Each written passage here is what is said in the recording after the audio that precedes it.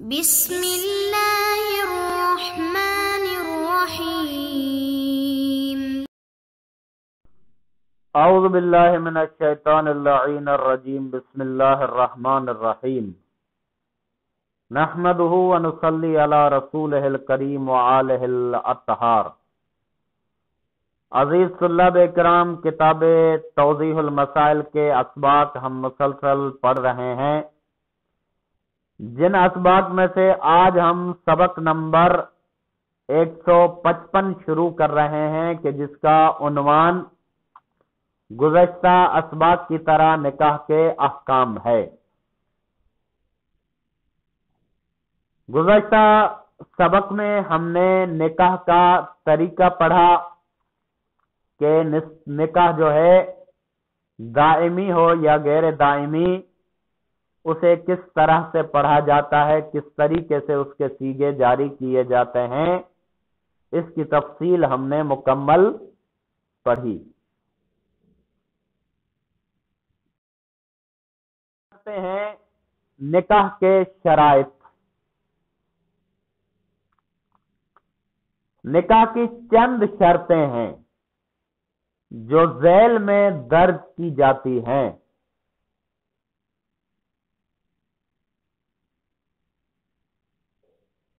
مسئلہ نمبر ہے 2335۔ کہتے ہیں کہ پہلی شرط یہ ہے کہ احتیاط واجب کی بنا پر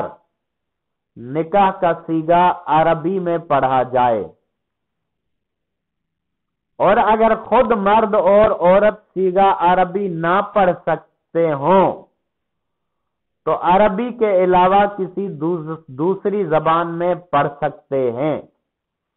اور کسی شخص کو وکیل بنانا لازم نہیں ہے۔ البتہ انہیں چاہیے کہ وہ الفاظ کہیں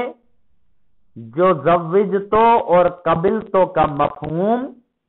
ادا کر سکیں۔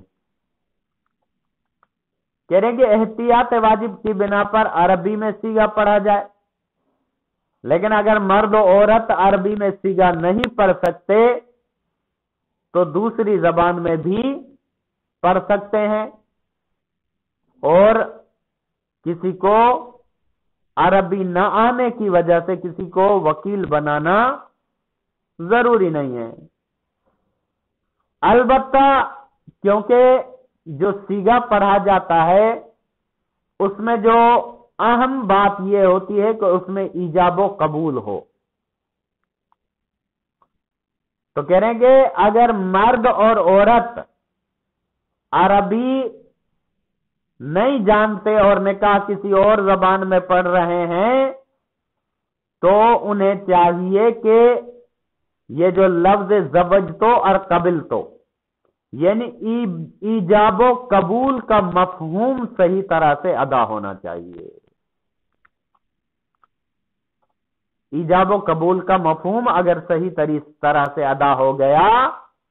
تو کسی بھی زبان میں ہو وہ پڑھ سکتے ہیں، کوئی مسئلہ نہیں ہے۔ دوسری شرط، مرد اور عورت یا ان کے وکیل جو صیغہ پڑھ رہے ہوں وہ قصد انشاء رکھتے ہوں۔ یہ قصد انشاء کیا ہے؟ کہتے ہیں کہ یعنی اگر خود مرد اور عورت صیغہ پڑھ رہے ہیں تو عورت کا زوجتو کا نفسی کہنا اس نیت سے ہو کہ خود کو اس کی بیوی قرار دے، اور مرد کا قبل تو تزویج کہنا اس نیت سے ہو کہ وہ اس کا اپنی بیوی بننا قبول کرے۔ یعنی قصد انشاء کا مطلب یہ ہے کہ یہ جو الفاظ وہ دوہرا رہے ہیں اس چیز کا وہ قصد و ارادہ اور نیت رکھتے ہوں، ان کی نیت یہ ہو مثلا عورت کی نیت ہو یہ ہو کہ میں اب خود کو زوجیت میں دے رہی ہوں، اور مرد کی نیت یہ ہو کہ میں اس کی زوجیت کو بیوی بننا قبول کر رہا ہوں، اس کو قصد انشاء کہتے ہیں۔ تو کہہ رہے ہیں کہ قصد انشاء سیگا پڑھتے وقت ہونا چاہیے، ایسا نہ ہو کہ ارادہ نہیں ہے بس سیگا پڑھ لیا، نیت نہیں ہے صرف سیگا پڑھ لیا، تو یہ کافی نہیں ہوگا۔ اور اگر مرد اور عورت کے وکیل سیگا پڑھ رہے ہوں تو زوج تو اور قبل تو کہنے سے ان کی نیت یہ ہو کہ وہ مرد اور عورت جنہوں نے انہیں وکیل بنایا ہے ایک دوسرے کے میاں بیوی بن جائیں، یعنی اگر وکیل پڑھ رہے ہوں تو وکیلوں کی نیت یہ ہونی چاہیے کہ جنہوں نے ہمیں وکیل بنایا ہے وہ مرد اور عورت میاں بیوی بن جائیں، ان کے درمیان زوجیت کا رشتہ قائم ہو جائے، اسے قصد انشاء کہتے ہیں، اور کہتے ہیں کہ یہ ضروری ہے، یہ شرط ہے۔ تیسری شرط یہ ہے جو شخص سیگا پڑھ رہا ہو ضروری ہے کہ وہ عاقل ہو، اور اگر اپنے لیے پڑھ رہا ہو تو ضروری ہے کہ بالغ بھی ہو، بلکہ احتیاط کی بنا پر سمجھدار نابالغ بچے کا دوسرے کے لیے سیگا جاری کرنا کافی نہیں ہے۔ کہہ رہیں گے جو سیگا پڑھ رہا ہے وہ عاقل ہونا چاہیے، یہاں پر انہوں نے بالغ ہونے کی شرط نہیں لگائی، لیکن آگے احتیاط کے ساتھ کہتے ہیں کہ اس کا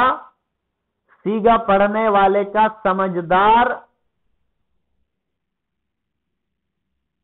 اور نابالغ بچہ بھی کافی نہیں ہے، لیکن کہہ رہے ہیں کہ اس کا بھی بالغ ہونا بھی احتیاطاً ضروری ہے، یعنی بغیر احتیاط کے ڈائریکٹ فتویٰ نہیں لگایا، لیکن البتہ احتیاط لگا کے وہی بات دہرائی کہ جو سیگا پڑھتا ہے اس کا بالغ اور عاقل ہونا ضروری ہے۔ عاقل ہونا تو ہر صورت میں ضروری ہے، البتہ بالغ ہونا بھی احتیاط کی بنا پر ضروری ہے۔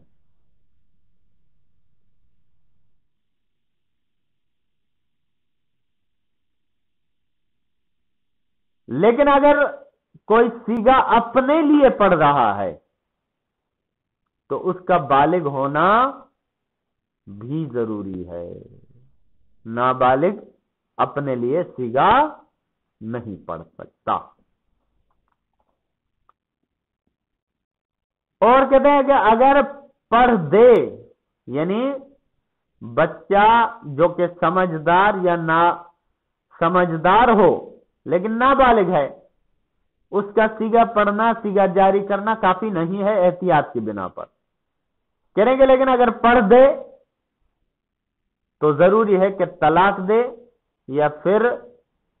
سے سیگا پڑھیں، کریں گے ضروری ہے اگر اس طرح سے پڑھ دے تو یا تو طلاق دے یا دوبارہ پھر سے سیگا پڑھا جائے۔ چوتھی شرط یہ ہے کہ اگر عورت اور مرد کے وکیل یا ان کے سرپرست سیگا پڑھ رہے ہوں تو وہ نکاح کے وقت عورت اور مرد کو معین کر لیں، مثلا ان کے نام لیں یا ان کی طرف اشارہ کریں گے اگر سیگا پڑھ رہے ہیں عورت اور مرد کا وکیل سیگا پڑھ رہے ہیں تو جن عورت اور مرد کو وہ زوجیت میں باندھ رہے ہیں ان کو معین کر لیں، چاہے ان کی طرف اشارہ کر کے معین کریں یا ان کا نام لے کر معین کریں، لیکن ان کو معین ضرور کر دیں۔ لہذا جس شخص کی کئی لڑکیاں ہوں، اگر وہ کسی مرد سے کہے کہ زوجتک احدی بناتی، یعنی میں نے اپنی بیٹیوں میں سے ایک کو تمہاری بیوی بنایا، اور وہ مرد کہے قبل تو، یعنی میں نے قبول کیا، تو چونکہ نکاح کرتے وقت لڑکی کو معین نہیں کیا گیا اس لیے نکاح باطل ہے۔ مثلا ایک مرد ہے، اس کی کئی بیٹیاں ہیں، وہ کہے کہ میں نے اپنی ایک بیٹی کو تمہارے نکاح میں دیا، معین نہیں کیا کہ کون سی، نہ نام لیا نہ اشارہ، تو اس صورت میں مرد بھی اگر کہے کہ قبل تو یہ نکاح صحیح نہیں ہے۔ کیوں؟ اس وجہ سے کہ اس نے لڑکی کو معین نہیں کیا، اس وجہ سے وکیل اور مرد کا وکیل، عورت کا وکیل، اس کا الٹ بھی لے سکتے ہیں۔ مثلا کسی کے چند بیٹے ہوں اور اس سے کہا جائے کہ میں نے اپنی بیٹی کو تمہارے بیٹوں میں سے کسی ایک کے لیے زوجیت میں دیا، تو یہ بھی درست نہیں ہے۔ کیوں؟ اس وجہ سے کہ لڑکا معین نہیں ہے۔ لڑکی بھی معین ہونی چاہیے، لڑکا بھی معین ہونا چاہیے،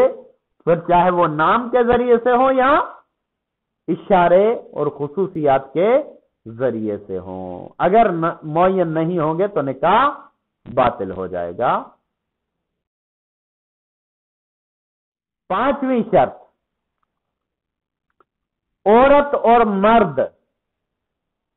ازدواج پر راضی ہوں۔ ہاں، اگر عورت بظاہر ناپسندیدگی سے اجازت دے اور معلوم ہو کہ دل سے راضی ہے تو نکاح صحیح ہے۔ کریں گے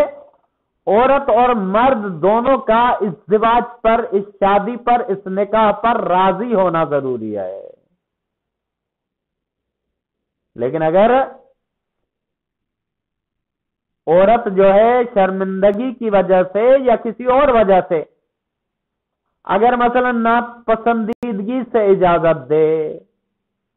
لیکن وہ دل میں راضی ہو، معلوم ہو کہ یہ دل میں راضی ہے، تو اس صورت میں نکاح درست ہے، کوئی حرج نہیں ہے۔